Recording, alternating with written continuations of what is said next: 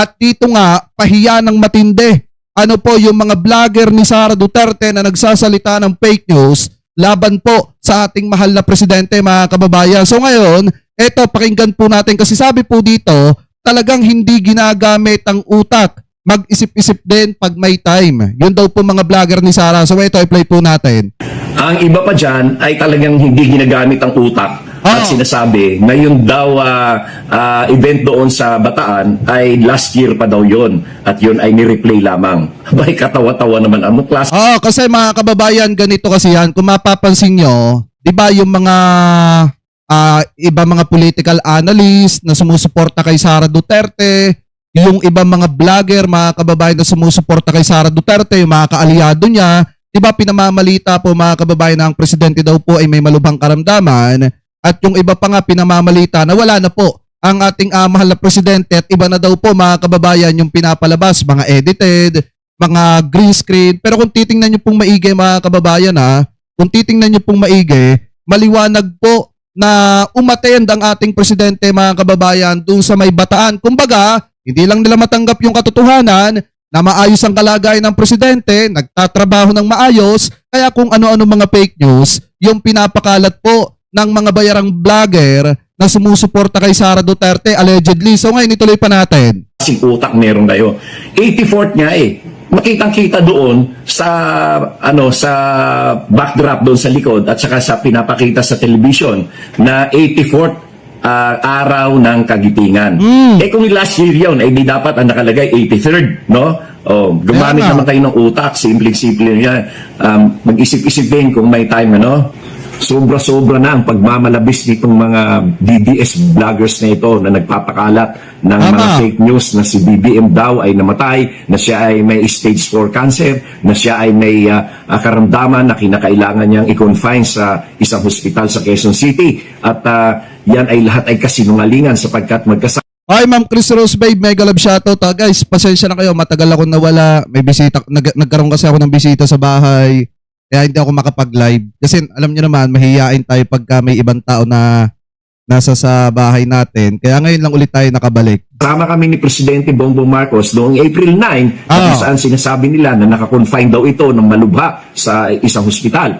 At nung magkasama kami ni Pangulong Bongbong Marcos sa 84th anniversary ng Araw ng Kagitingan, kung saan ay siya ay umakyat ng halos 3 palapag na taas ng hagdanan para makarating doon sa shrine ng Mount Samat. At doon ay nakita natin on live coverage ng TV na siya ay umakyat at hindi siya hiningal, hindi siya... Saka tingnan nyo naman mga kababayan, mas healthy pa nga tingnan ang ating mahal na presidente kaysa kay Vice President Sara Duterte. At saka biruin nyo eto payo ko ulit dun sa mga DD-shit na nagpapakalat na ang presidente ay wala na.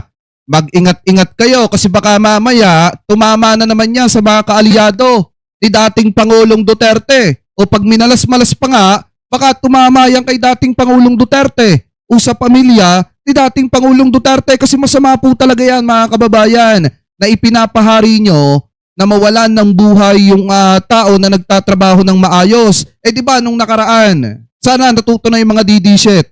Doon sa nangyari nung nakaraan, ipinapahari nila na ang presidente daw ay sana'y mawala na mga kababayan. Pero sino ba yung nawala?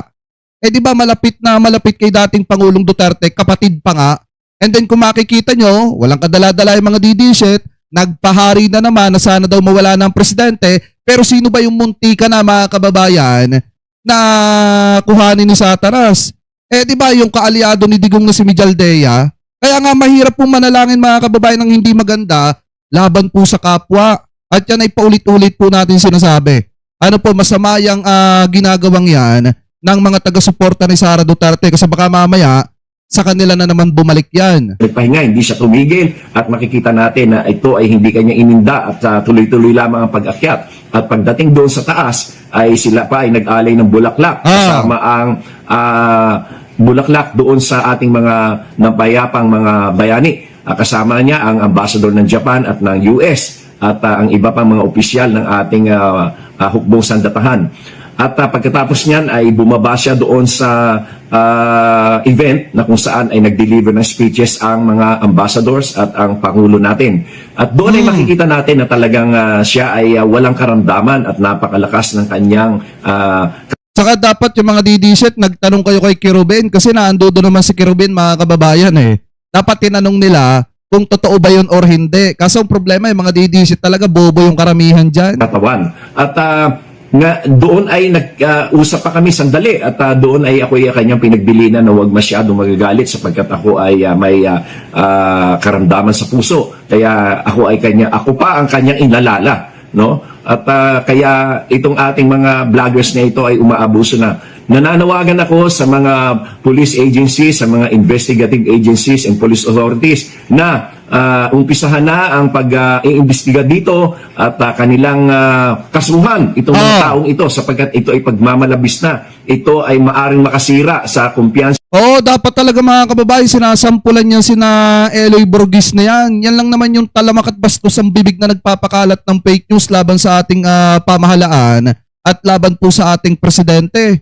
Eh wala namang katotohanan ng pinagsasasabi. Kaya dapat aksyonan po talaga yan ng ating kapulisan, mga kababayan, especially ng NBI para nang sa ganon masampulan yang si Eloy Burgis na yan.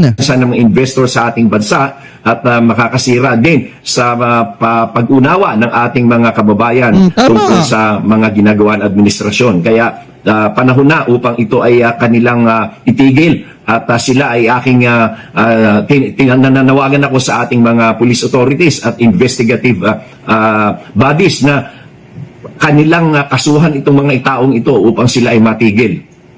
O ayan. Di ba mga kababayan? Kasi sobrang fake news naman talaga yung atake po nila sa ating mahal na presidente kahit walang katotohanan. Alam nyo, sa totoo lang mga kababayan, wala pong pakialam ang mga didisit sa salitang kahihiyan. Kahit ilang beses nang napapahiya, okay lang, subok lang ng subok. Kasi nga mga kababayan, hindi naman gagawin niya ng mga yan na mag-imbento ng fake news, gumawa ng ka-fake newsan kung hindi po talaga inuutusan niya mga yan. Ano po mga kababayan, kung hindi nababayaran para gumalaw at mag-imbento ng fake news, yang mga yan. Kaya nga kung titingnan nyo, kahit ilang beses silang nabubuking, na fake news po yung ipinapakalat nila, okay lang sa kanilang mapahiya.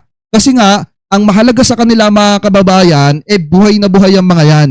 Ano po, ang mahalaga sa kanila, may nakukuha sila, allegedly, may natatanggap sila, allegedly, mga kababayan, at yung kahihiyan, wala na sa kanila yon. Ano po, kahit ilang beses silang mahuli na nagpapakalat ng fake news.